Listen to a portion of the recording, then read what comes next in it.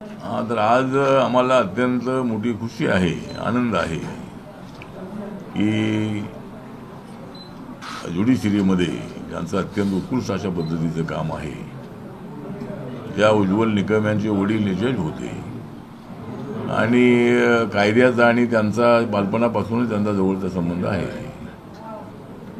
वडील हे जज असल्यामुळं ते वकील झाले आणि त्यांनी जळगावमध्ये प्रॅक्टिस केलेलं आहे. त्यानंतर मुंबईमध्ये गेले अनेक वर्षे ते काम करत आहेत. सरकारी वकील म्हणून त्यांचं काम अत्यंत उत्कृष्ट आहे. एकतर खैर लांजेचं हत्याकांड होतं, त्या खैर लांजेच्या हत्याकांडामध्ये सगळ्या आरोपींना, बऱ्याच आरोपींना फाशी शिक्षा देण्यामध्ये त्यांचा अत्यंत महत्त्वाचा वाटा आहे. सोनई हत्याकांडामध्ये त्यांनी अत्यंत चांगलं काम केलेलं आहे.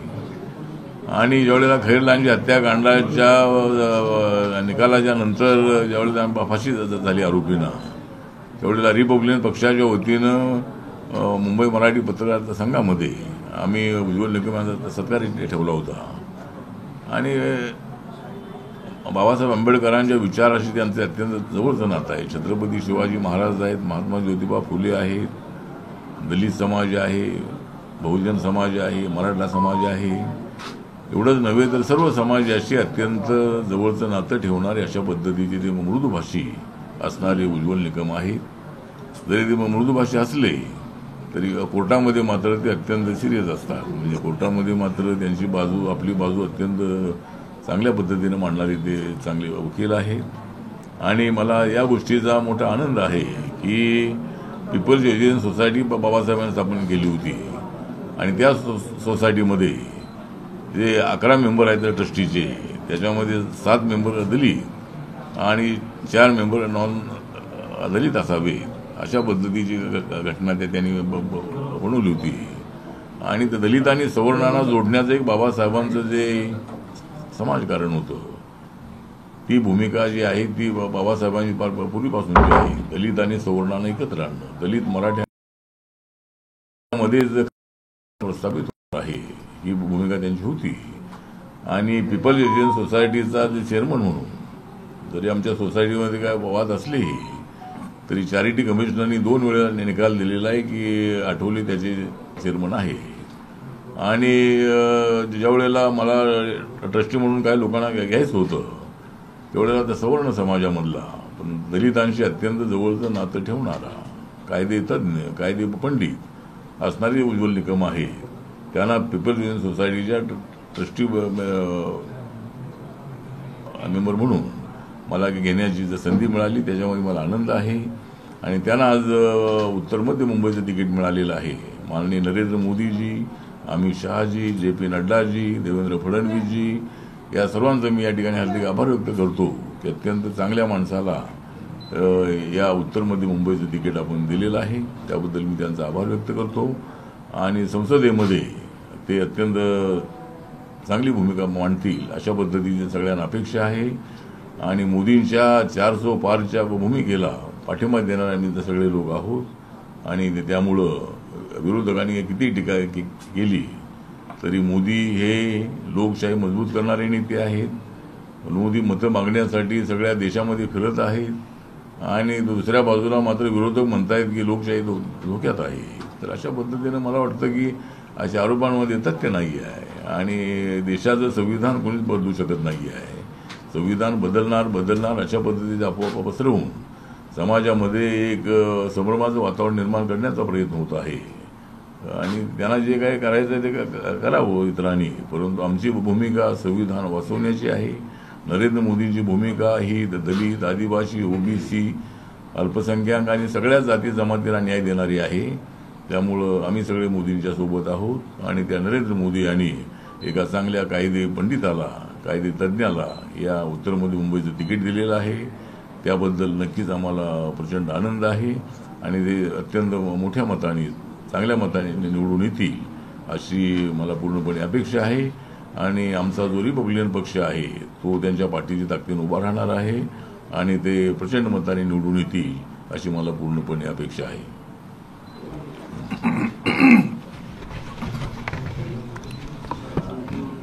सुरुवातीलाच मी आठवले साहेबांचा सुरुवातीलाच मी आठवले साहेबांचा मनपूर्वक आभारी आहे आणि महाराष्ट्रामध्ये एक नवीन महायुती भाजप, RPI, शिवसेना, राष्ट्रवादी अशी ही महायुती या देशाच्या हितसंवर्धनासाठी एक आलेली आहे आणि या महायुतीचा अधिकृत उमेदवार म्हणून मला जी संधी भाजपने दिलेली आहे त्याकरता मी देशाचे पंतप्रधान मोदीजी, गृहमंत्री अमितजी, राष्ट्रीय अध्यक्ष नड्डाजी, त्याचप्रमाणे देवेंद्रजी फडणवीस, महाराष्ट्र प्रदेशाध्यक्ष बावनकुळेजी आणि मुंबई प्रदेश भाजपचे अध्यक्ष श्री आशिषजी शेलार यांचा सर्व आभारी आहे. माझ्या समवेत सहकारी आमदार परतजी आहेत आणि सगळे RPIचे कार्यकर्ते देखील आज मदतीला माझ्यावर आहे. रामदासजी आठवले साहेबांचा परिचय माझा काही वर्षापासूनचा आहे. खैरलांजी दलित हत्याकांड होण्याच्या अगोदर मला आठवतं त्यावेळेस तत्कालीन मुख्यमंत्री विलासराव देशमुख होते आणि त्यांनी मला फोन करून सांगितलं की RPIची मागणी आपण हा खटला चालवावा. त्याप्रमाणे मी खटला चालवला. परंतु आठवले साहेब, मी स्पष्टपणे सांगतो की आपलं मन हे फार मोठं आहे, विशाल आहे. कारण हा खैरलांजी खटल्यात मृतांना न्याय मिळाला, आरोपींना फाशी शिक्षा झाली. आपण माझा पत्रकार संघात सत्कार केला होता, अपेक्षा केली होती व्यक्त की मी राजकारणात यावं. त्यावेळेला मी नम्रपणे नकार दिला होता आणि आठवले साहेबांनी तेव्हाच मला सांगितलं होतं की तुम्ही RPIचं तिकीट आत्ताच घ्या, मी तुम्ही उभे राहा, निवडून द्या. RPIला मिळालं तर बरं झालं. तर त्यावेळेला राजकारणात माझा येण्याचा विचार नव्हता. परंतु खैरलांजी असेल, सोनई दलित हत्याकांड असेल किंवा इतर महाराष्ट्रात अनेक खटले असतील, जिथे जिथे अन्याय झाला तिथे तिथे उज्ज्वल निकम धावून गेलेला आहे. आज मुंबईचं एक मला विशेष कर्मभूमी असल्यामुळे मी नेहमीच मोदीजी ज्याप्रमाणे एक मनामध्ये ठाम निर्णय घेऊन राज्यकारभार करतात, देशाची प्रतिमा उंचावतात, त्यास मुक्त अंताने आठवले साहेबांनी कविताच्या रूपाने देखील अनेक वेळा दाद दिलेली आहे. आठवले साहेब कुठलाही गंभीर विषय असला की त्यात प्रसंगानुसार कविता म्हणतात, कविता तयार करतात आणि सर्वांना मन जिंकून घेतात.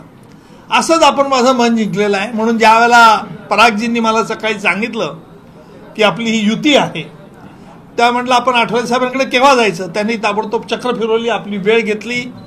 आपल्याला थोडा माझ्यामुळे वेळ झाला, पत्रकार मला सोडत नव्हते, त्याच्यामुळे थोडा उशीर झाला. त्यावेळी मी दिलगिरी व्यक्त करतो. परंतु मी एक गोष्ट आपल्याला ग्वाही देतो की ह्या मुंबईची सेवा करायची आहे. हा विडा माझ्या मनात मी उचललेला आहे.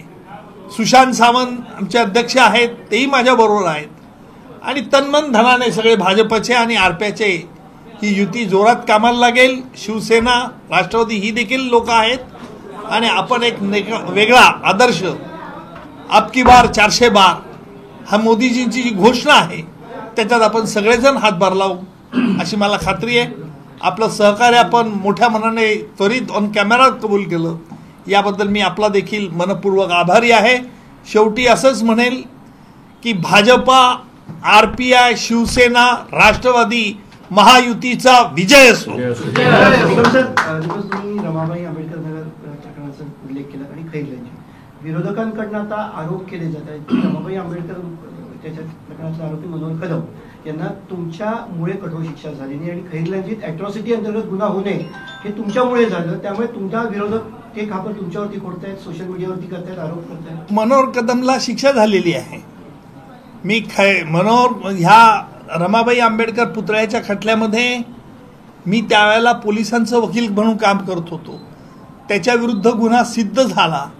रमाबाई आंबेडकर जो चौकशी आयोग होता त्याने ते इन्स्पेक्टर कदमला दोषी ठरवलेला आहे. तुमची माहिती थोडी चुकीची आहे. विरोधक, माझ्या माहितीचे विरोधक सोशल मीडियावरती सध्या तुमची उमेदवारी जाहीर झाल्यापासून अशा पद्धतीचे लेख प्रसिद्ध केले जात आहेत की तुमच्यामुळे अॅट्रॉसिटी अंतर्गत गुन्हा दाखल झाला, मनोहर कदम यांना कठोर शासन तुमच्यामुळे झालं नाही.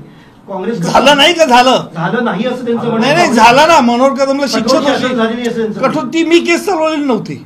मनोहर कदमला मी आयोगापुढे होतो. रमाबाई आंबेडकर पुतळा प्रकरणी हत्या प्रकरणी मनोहर कदमला फायरिंगच्या चौकशी आयोगाने दोषी ठरवलं. हे त्या खटल्यामध्ये मी होतो. शिक्षेची जी बाब आहे त्याच्यात मी सरकारी वकील नव्हतो. युतीचं तुम्ही हे केलं. मनोज जरांगेंनी आज दावा केलाय की मनोज जरांगे पाटलांनी दावा केलाय की मराठा समाज महायुती सोबत नाही, म्हणून मोदींना महाराष्ट्रामध्ये भरपूर सभा घ्याव्या लागतात. खरं कारण वाटतंय? मला वाटतं मनोज जरांगे पाटील आमचे मित्र आहेत. मराठा समाजाच्या आरक्षणासाठी त्यांनी मराठा समाज खडबडून जागा केलेला आहे आणि ते अत्यंत ऍक्टिव्ह असणारे नेते आहेत. मराठा समाजाच्या आरक्षणासाठी त्यांचा संघर्ष चालू आहे. परंतु मराठा समाज हा आमच्या महायुतीसोबत आहे, एनडीए सोबत आहे. मराठा आरक्षणासाठी मात्र तो जरांगे पाटील यांच्यासोबत आहेच आहे. या निवडणुकीमध्ये मोठ्या संख्येनं मराठा समाज आमच्यासोबत आहे.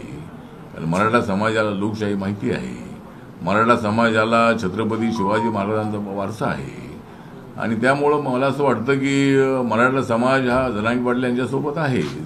पण मतं देण्यासाठी तो आमच्यासोबत आहे. आपण यापूर्वी पाहिलेलं आहे. पूर्वी शशिकांत पवार यांनी सुद्धा अखिल भारतीय मराठा महासंघाची स्थापना केलेली होती. त्यांनी प्रयत्न केले होते पॉलिटिकली, पण ते म्हणजे पक्ष म्हणून असे तेवढे स्ट्रॉंग होऊ शकले नाही. आणि मराठा समाजाची मतं सगळी पक्षांना मिळत होती. त्यामुळं मोठ्या संख्येनं मराठा समाज आमच्यासोबत आहे. आम्हाला मोदींच्या सभांना जो उत्स्फूर्त प्रतिसाद मिळतो आहे त्याच्यामध्ये मराठा समाजाची प्रचंड मोठी संख्या असते आणि त्यामुळं मराठा समाज हा या निवडणुकीमध्ये मोठ्या संख्येनं आमच्यासोबत आहे. सर, निकम साहेबांनी आता तुमच्या कवितेचा उल्लेख केला. आज निकम साहेब तुम्हाला भेटायला आले. आज काही एखादी कविता सुचते का? निवडणुका आहेत. आता कविता म्हणजे आता एक तर म्हणजे उत्तर मध्य मुंबईचं होणार आहे उज्ज्वल. उत्तर मध्य मुंबईचं होणार आहे उज्ज्वल, कारण आता त्या ठिकाणी खासदार बनणार आहेत निकम उज्ज्वल.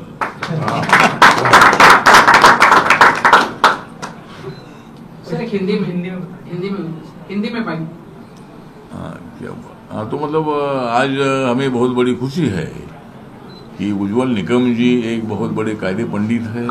उज्ज्वल निकम जी एडवोकेट के नाते, वकील के नाते उन्होंने बहुत सारी केसेस को मतलब अपनी भूमिका रखकर बहुत सारे लोगों को सजा देने का काम किया है. और आज उत्तर मध्य मुंबई का जो टिकट है ये भारतीय जनता पार्टी ने मतलब उज्ज्वल निकम जी को ये टिकट दे दिया है. ये बहुत ही अच्छे इंसान को ये टिकट दे दिया है.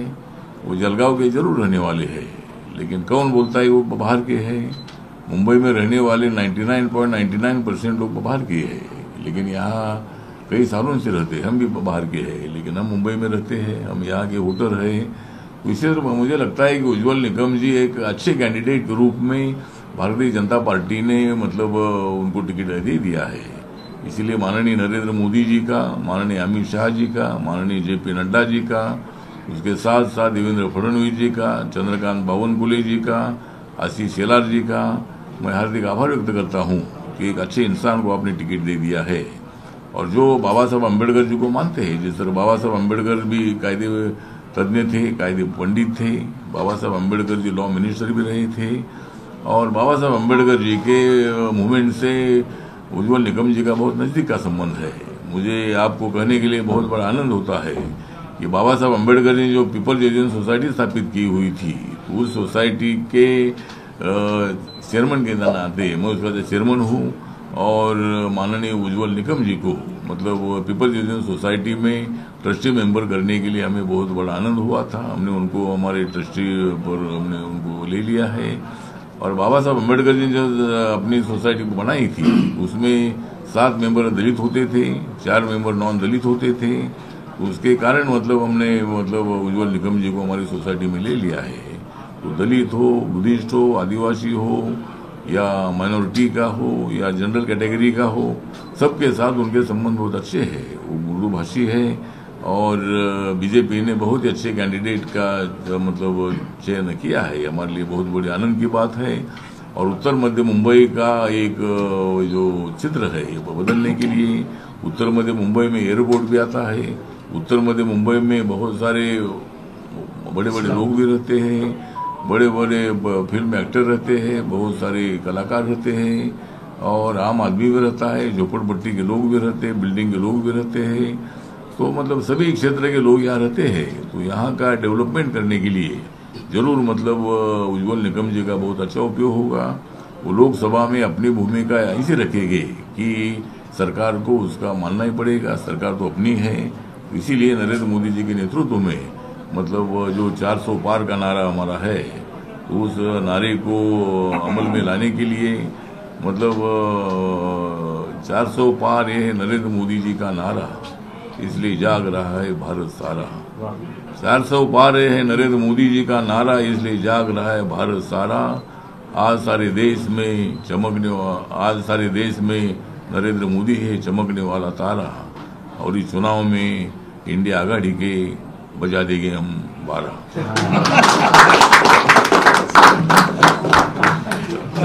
सर आपके लिए एक सवाल सर पहली बार आप चुनाव लड़ रहे हैं लोकसभा का, तो किस तरीके से इस चुनाव को देख रहे हैं? राजनीति मेरे लिए बिल्कुल ये नहीं है। मैंने महाराष्ट्र में कई गंभीर मामले चलाए, अभियुक्तों के खिलाफ चलाए, लेकिन मैं मानता हूं कि समाज का अच्छा कारण करना और देश सेवा करने के लिए भी राजकारण एक अच्छा ऐसा फील्ड है। जो शख्स कहते हैं कि राजकारण में आना बहुत बुरी बात है, उन्होंने भी ये समझना चाहिए कि डॉक्टर बाबा साहेब आम्बेडकर ने जो हमारी घटना बनाई है, ये इतनी पावरफुल कॉन्स्टिट्यूशन है जो आज पूरे विश्व में इसको रिस्पेक्ट किया जाता है, माना जाता है। और मुझे पूरी उम्मीद है कि जिस महायुति ने, जिस विश्वास से, वे स्पेशली भाजपा ने, के राष्ट्रीय अध्यक्ष नड्डा जी, प्रधानमंत्री मोदी जी, हमारे गृह मंत्री अमित जी और महाराष्ट्र के गृह मंत्री देवेंद्र जी फडणवीस और यहाँ के अध्यक्ष, महाराष्ट्र के अध्यक्ष बावनकुळे जी और बम्बई प्रदेश के अध्यक्ष आशीष जी शेलार, इन्होंने मुझ पर जो विश्वास जताया उससे मैं ज़रूर साकार करूँगा। और जो मैं मुंबई मेरी ये कर्मभूमि है, मैं मानता हूँ। वैसे तो महाराष्ट्र के हर डिस्ट्रिक्ट में मैंने केस चलाई है, महाराष्ट्र के हर डिस्ट्रिक्ट में जनता को लगता है कि मैं उसी डिस्ट्रिक्ट से, इतना मेरा अच्छा रिलेशन हमेशा बढ़ा है।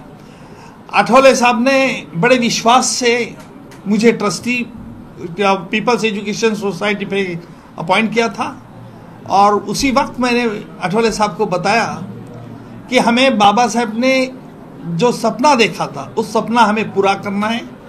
आज भी पीपल्स एजुकेशन सोसाइटी की इतनी जो प्रॉपर्टी है उसमें से बड़े अच्छे कॉलेज और स्कूल होना चाहिए ताकि गरीब विद्यार्थियों के लिए एक अच्छा शिक्षा मिल सकेंगे।